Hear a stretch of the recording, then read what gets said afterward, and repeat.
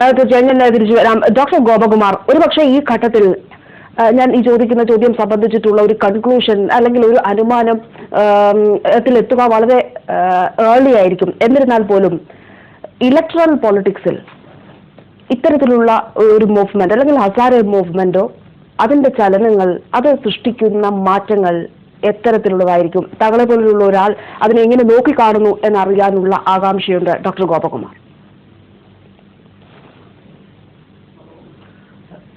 നമ്മുടെ രാജ്യം ഇവിടുത്തെ ജനാധിപത്യത്തിന് ഒരു വലിയൊരു കാലഘട്ടം അല്ലെങ്കിൽ അതിൻ്റെ അനുഭവകാലം വന്നു എന്ന് പറയാനുള്ള സാഹചര്യം എത്താത്തത് കൊണ്ട് നമ്മുടെ ഡെമോക്രസിയെ നമുക്ക് പൊതുവിൽ ഒരു ഇലക്ട്രൽ ഡെമോക്രസി ആയിട്ടാണ് നമ്മൾ വിശേഷിപ്പിക്കുന്നത്.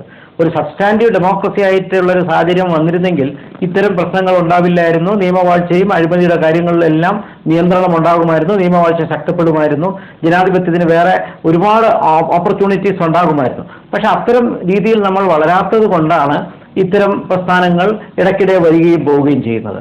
പക്ഷേ ഇലക്ട്രൽ പൊളിറ്റിക്സിന് എന്ത് പ്രാധാന്യം എന്ന് ചോദിച്ചാൽ എനിക്കതിനൊരു പ്രായോഗികമായിട്ട് പറയാൻ പറ്റുന്നത്, ഒന്ന്, തെരഞ്ഞെടുപ്പ് അടുത്തു വരുന്നൊരു സാഹചര്യമാണെങ്കിൽ ഇത് ഗവൺമെന്റിന് വിരുദ്ധ നയമായിട്ട് അല്ലെങ്കിൽ ഗവൺമെന്റിന് വിരുദ്ധ പ്രവണതയായിട്ട് അതിനെ മാറ്റിയെടുക്കാൻ കഴിയും. അപ്പോൾ നമുക്ക് തന്നെ കഴിഞ്ഞ കേരളത്തിൽ നടന്ന നിയമസഭാ തെരഞ്ഞെടുപ്പിന്റെ പശ്ചാത്തലത്തിൽ തന്നെ അണ്ണാ ഹസാരെ ഉയർത്തിയ പ്രശ്നം ഒരു ചെറിയ രീതിയിലെങ്കിലും ഒരു കാറ്റ് പോലെയെങ്കിലും ഒരു ഒരു ഒരു ഇടതുപക്ഷത്തിന് അനുകൂലമായ ഒരു ചെറിയൊരു കാറ്റ് വീശിയതായിട്ട് ചില നിരീക്ഷകരെങ്കിലും ചൂണ്ടിക്കാണിച്ചിട്ടുണ്ട്. പക്ഷെ തെരഞ്ഞെടുപ്പ് ഇല്ലാത്തൊരു സാഹചര്യത്തിൽ ഇതിന് ഇലക്ട്രൽ പൊളിറ്റിക്സിന് അത്ര വലിയൊരു പ്രോമിനൻസ് ഇല്ല എന്നാണ് ഞാൻ വിശ്വസിക്കുന്നത്. എന്നാലും പ്രതിപക്ഷ പാർട്ടികൾക്ക് ഇത് മുതലെടുക്കാൻ കഴിയുമെന്നുള്ളതിന് സംശയവുമില്ല.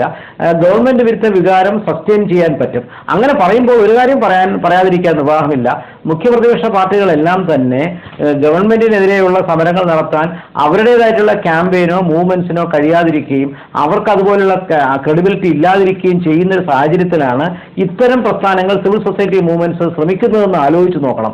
അങ്ങനെ നോക്കുമ്പോൾ ഇൻസ്റ്റിറ്റ്യൂഷണലൈസ് ചെയ്ത രാഷ്ട്രീയ പാർട്ടികൾ അവരെവിടെ നിൽക്കുന്നു, പ്രത്യേകിച്ച് പ്രതിപക്ഷത്തിന്റെ ചുമതല ഒരർത്ഥത്തിൽ പറഞ്ഞാൽ പ്രതിപക്ഷത്തിന്റെ മാൻഡേറ്റ് അല്ലേ സിവിൽ സൊസൈറ്റി ഹിജാക്ക് ചെയ്തുകൊണ്ട് പോകുന്നതെന്നും കൂടി ആലോചിക്കണം. അപ്പൊ ചുരുക്കത്തിൽ തെരഞ്ഞെടുപ്പ് രാഷ്ട്രീയത്തിൽ സമീപകാലത്ത് തെരഞ്ഞെടുപ്പുകളൊന്നും ഇല്ലാത്തത് കൊണ്ട് അതിന് വലിയൊരു ഇമ്പാക്ട് ഉണ്ടാക്കാൻ സാധ്യതയില്ല എന്നുള്ള നിരീക്ഷണം. പക്ഷേ അതോടൊപ്പം ഡോക്ടർ ഗോപകുമാർ, 70കളിലെ JP മൂവ്മെന്റ് നേതൃത്വത്തിൽ ഒരു സോഷ്യലിസ്റ്റ് ഓർഡർ കൊണ്ടുവന്നു.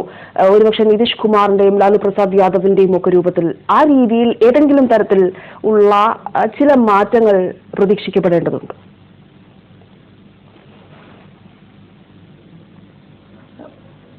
ഇല്ല, ഉദ്ദേശിക്കുന്നത് ഉദ്ദേശിക്കുന്ന ഒരു ജനാധിപത്യത്തിന്റെ വളർച്ചയാണ്.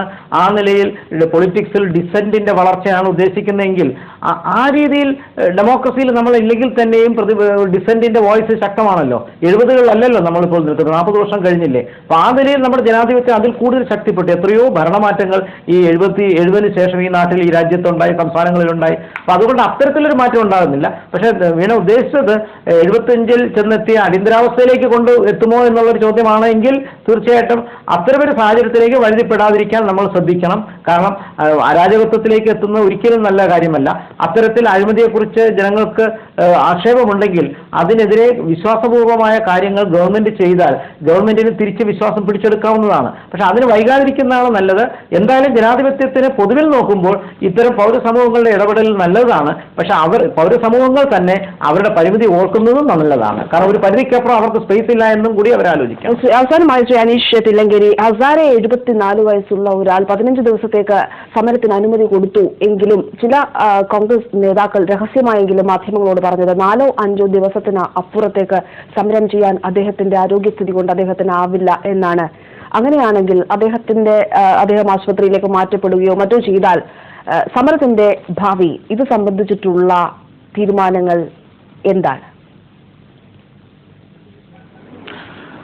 നിങ്ങൾ കണ്ടു കഴിഞ്ഞ തവണ ഇപ്പോ അണ്ണയെ അറസ്റ്റ് ചെയ്തപ്പോഴും അദ്ദേഹം തിഹാർ ജയിലിൽ നിന്നപ്പോഴും ആ സമരത്തിന് യാതൊരു തരത്തിലുള്ള മാറ്റവും ഉണ്ടായിരുന്നില്ല. അണ്ണാചാര്യ വ്യക്തമായ 22 അംഗ സംഘമുള്ള ഒരു സമര സമിതി, കോർ കമ്മിറ്റി ഗ്രൂപ്പ് ഉണ്ടാക്കിയിട്ടുണ്ട്. ആ ഗ്രൂപ്പ് ഇതിനെ വളരെ വ്യക്തതയോടെ മുന്നോട്ട് കൊണ്ടുപോകും. അണ്ണ ഇന്ന് പറഞ്ഞു ഞാൻ ലോക്പാൽ വരും വരെ മരണം വരെ ഞാൻ ലോക്പാലിന് വേണ്ടി സമരം ചെയ്യുമെന്ന് പറഞ്ഞു. ആ ഒരു സാഹചര്യത്തിൽ പൂർണ്ണമായ ഗ്രൂപ്പും പൂർണ്ണമായ സെക്കൻഡ് ലെവൽ ലീഡർഷിപ്പ് അതിനുവേണ്ടി പ്രിപ്പയർ ആയിട്ടുണ്ട്.